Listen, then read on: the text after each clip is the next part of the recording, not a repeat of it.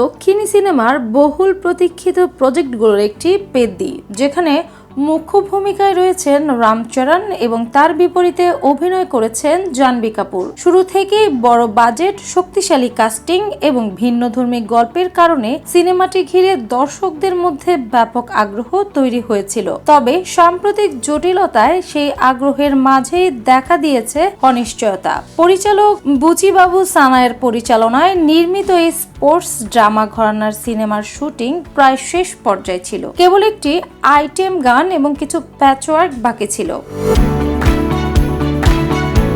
পরিকল্পনা অনুযায়ী সিনেমাটি প্রথমে ২৬ মার্চ মুক্তি পাওয়ার কথা থাকলেও পোস্ট প্রোডাকশনের জটিলতায় তা পিছিয়ে ৩০ এপ্রিল নির্ধারণ করা হয়। কিন্তু ঠিক তখনই নতুন সমস্যা সামনে আসে, যার ফলে শুটিং আপাতত বন্ধ রয়েছে। এতে সিনেমাটির নির্ধারিত মুক্তির তারিখ নিয়েও তৈরি হয়েছে বড় ধরনের অনিশ্চয়তা। সবচেয়ে বড় জটিলতা তৈরি হয়েছে আইটেম গানটির অভিনেত্রী নির্বাচনকে কেন্দ্র করে। নির্মাতারা শুরুতে দক্ষিণ ভারতের একজন অভিনেত্রীকে নেওয়ার কথা ভাবলেও রামচরণ এ বিষয়ে ভিন্ন মত পোষণ করেন।